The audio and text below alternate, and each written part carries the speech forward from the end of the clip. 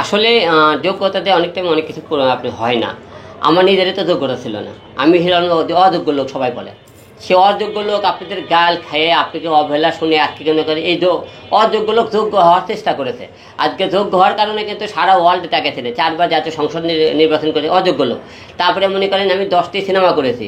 ইতিপূর্বে কিছু অনেকে বলছে হিরো আলম সিনেমা হলে দেয়, কেউ টিকিট কার্ড দেখবে না, সেন্সারের অনুমতি দেবে না। ইতিপূর্বে হিরো আলম সিনেমা করে সিনেমা রিলিজ পর্যন্ত করেছে। এই সমস্ত আমরা যোগ্যতা দেখে অনেকটা বিবেচনা করে না। আপনি যখন আমি প্রথমে নুসরাতকে নিয়ে আসে এরকম মিডিয়ার মাধ্যমে দেখা হয়েছে, যেমন এদের সাথে আজকে পরিচয়। এরা কিন্তু ফেসবুকে আমাকে নক করেছিল, ইয়েও নক করেছে, ইয়েও নক করেছে। ফেসবুকে নক করেছে আপনার সাথে আমরা কাজ করতে কথা বলতে চাই। তারপরে কথা বললাম, তারপরে কী জন্য কথা বলতে চাও, তারপরে এরা বলছে আমরা কাজ করতে চাই। এই জন্য কাজের জন্য কিন্তু আমি নুসরাতকে এরকম নিয়ে আসছিলাম কাজের মাধ্যমে। রিয়া মনিকে কিন্তু ফেসবুকের মাধ্যমে কাজের মাধ্যমে নিয়েছে। তারপরে ইতি নামে যে মেয়েটা এটুকু কিন্তু ফেসবুকের মাধ্যমে।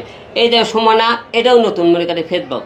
সোয়ামণি, এটাও নতুন। লাভলি, এইরকম অনেক কটা মেয়ে দেখতেছেন, 30টা মেয়ে ইতিপূর্বে দেখতেছেন। এর আগে রিয়ামণি যখন আমার জীবন থেকে চলে যায়, আমি 2 মাসে 19টা মেয়ে নিয়ে যাচ্ছিলাম, আপনি দেখছিলেন। এবার আমি 30টা মেয়ে নিয়ে আনকমন কিছু মেয়ে নিয়ে আসছি, লোক যাদের নতুন করে কাছে যোগ্যতা কারো থাকে না ভাই। যোগ্যতা অর্জন করতে হয় তাদের কাজের মাধ্যমে, তাদের লোক এবং ব্যবহার দিয়ে তারা এক একটা যোগ্যতা অর্জন করে নেবে। আমরা তো নতুন ছেলে মেয়েদের সুযোগ করে না দিই, তার সামনে কিন্তু কাজ হবে না। কারণ আমাদের আজকে ইন্ডাস্ট্রি দেখেন নায়িকের অভাব, নায়কের অভাব, বাবার অভাব, মায়ের অভাব।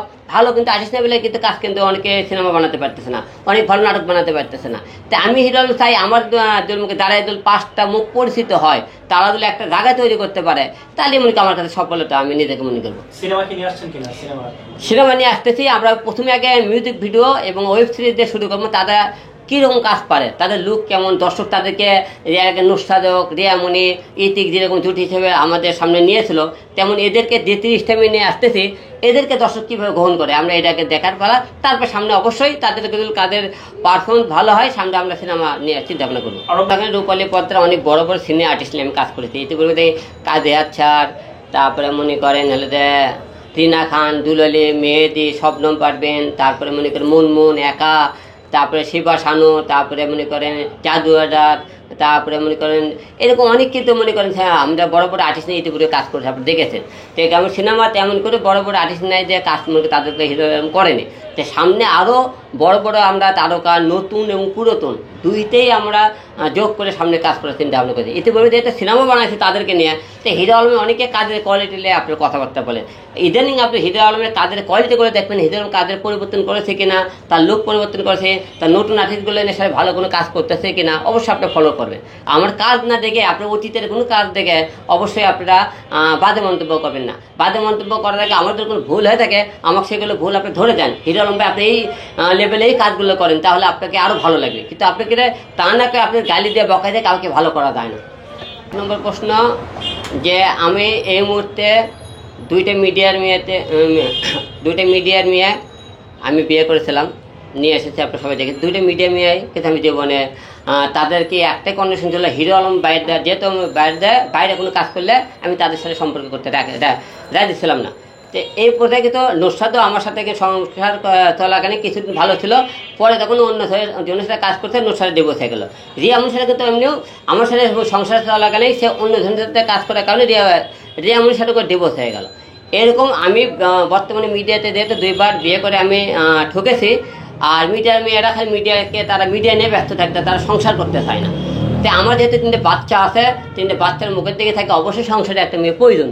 আর এই মুহূর্তে মিডিয়াতে আমি কোনো বিয়ে সাথে করার চিন্তা ভাবনা নাই, মিডিয়ার মেয়েকে বিয়ে করার চিন্তা ভাবনা নাই। কারণ আমার ফ্যামিলিগত হিসেবে এবার মিডিয়ার কোনো মেয়েকে তারা চাইতেছে না। আর আমি সামনে এমন একজন মেয়েকে বিয়ে করতে চাই যে এমন একজন জীবনসঙ্গী পেয়েছে আমাকে যতটা ভালোবাসবে তার থেকে আমার বাচ্চাকে বেশি ভালোবাসতে হবে।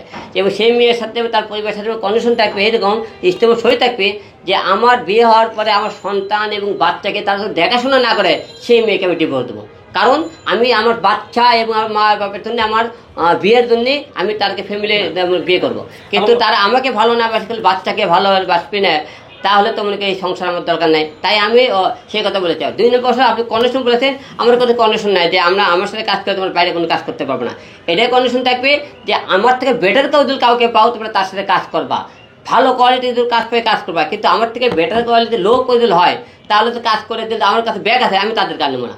আমি তোমাদেরকে নতুন, আমি এত কষ্ট করে শ্রম দিয়ে তোমাদের মানুষের গাল খেয়ে ইনভেস্ট করে নায়িকা বানাইতে, তোমাকে যে এই সোয়াব কেউ চিনতেছিলেন না, আজকে থেকে সোয়াব সারা বাংলাদেশ চিনবে। সুমনে কেউ চিনতেছিল না, আজকে থেকে সারা বাংলাদেশ চিনবে। কার জন্য? হিরো আলমের জন্য। হিরো আলম যদি এত কষ্ট করে একটা ইনভেস্ট করে জায়গা তৈরি করতে পারে, তোমরা সেই জায়গা রাস্তাঘাটে আপনার ছেলেপেলের সাথে যারা কাউকে যোগ্যতা তাদের সাথে কাজ করে আবার হিরো আলমের কাছে ব্যাগ আসবা, সেই মেয়েকে আর হিরো আলম তাকে নিয়ে গ্রহণ করবি না।